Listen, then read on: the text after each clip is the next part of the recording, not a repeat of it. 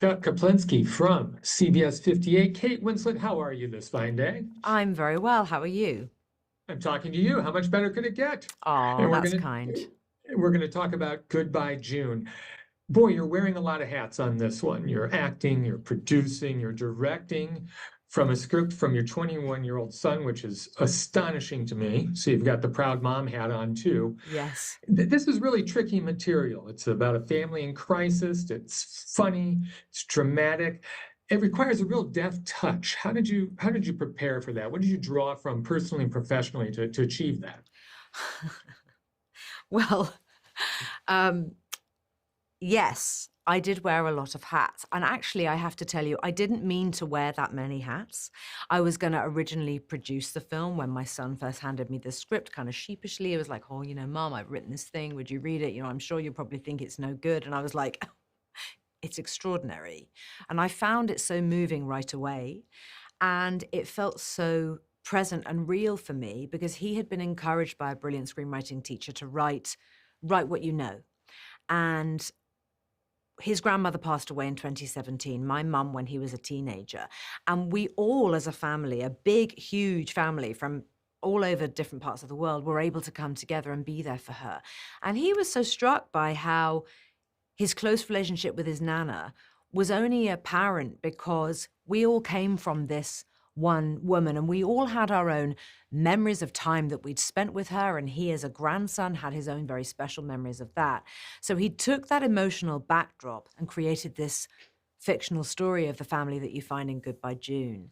And it was so wonderful realizing that I couldn't let it go.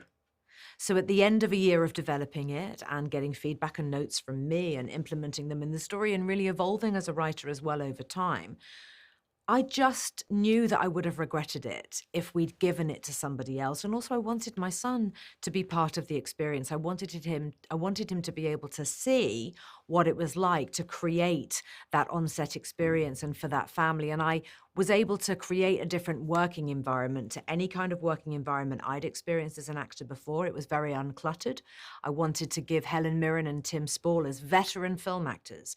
I wanted to give them something not to be clever or different, but I wanted to create a situation that was as sparse as possible, that they really felt that they could be quiet in those very intimate scenes. I had a lot of locked off cameras with a camera crew that would walk away and give them empty spaces so they were in those rooms entirely by themselves. And it really changed how they felt, and it meant that something came out of them that felt almost disarmingly at times real and personal because they had their own experiences as actors of what it was like to go through something like that. And it was such a privilege. I had 35 days to shoot it. I had Helen Mirren for 16 days, so I had to be ready. And it was amazing.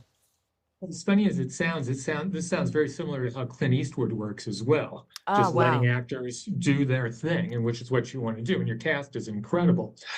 There's a shot you have here that really shook me up, and it's so unassuming. You have the camera from Helen Mirren's point of view as she's in bed Yeah, in the hospital. yeah. Her children are sitting over her. They're concerned. Just that perspective, Mhm.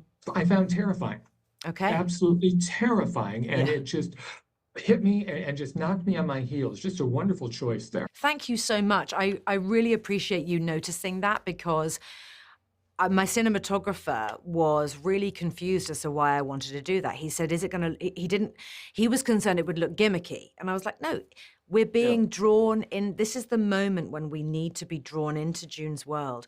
We need to be told as an audience, we need to tell our audience, she has agency over her own passing.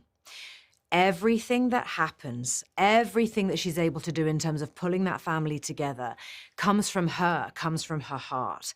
And it was so important to me to put the camera in that position because you see how every single individual reacts, not only to her, but her responses to them. So it wasn't as straightforward as conventional coverage.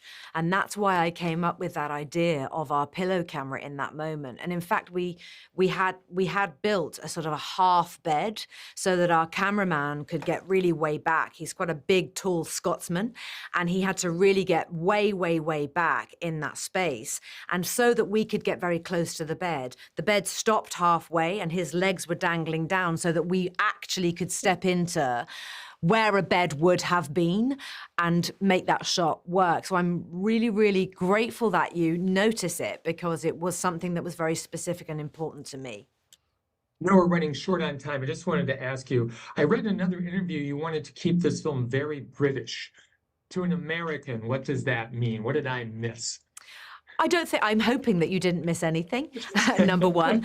I mean, it certainly wasn't the main thing for me. The most important thing was keeping it real. But I think because the film is set in the National Health, it's set on the National Health Service hospital. It's not in a private, swanky space.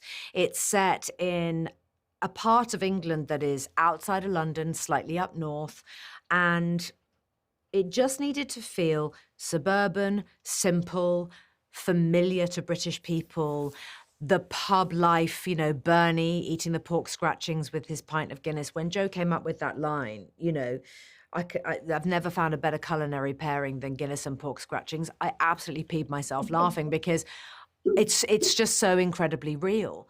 But the streets, the feeling, the coldness, that low British wintry sun in the sky, I wanted to honor those things. And the other thing as well that mattered to me a great deal is that people who work in palliative care, in those spaces, who work in end-of-life care, they are so loving. They have all the time in the world, not only for the patients, but for the families and loved ones of the people who are going through it. And it mattered to me enormously that we acknowledge the work that they do in terms of how they speak, the things that they say, but the warmth that they infuse across absolutely everything, because they really can change that experience for an entire family. And Fisayo Akiade, who plays Nurse Angel, he does the most beautiful, beautiful job in playing that role. He's so sensitive, he's so subtle, and he really is like a guardian angel, supporting them in having that good goodbye. And it mattered a great deal to get those things right as well, because that's also very, very British. Well, art helps us heal, it helps us learn, and Goodbye June does all that.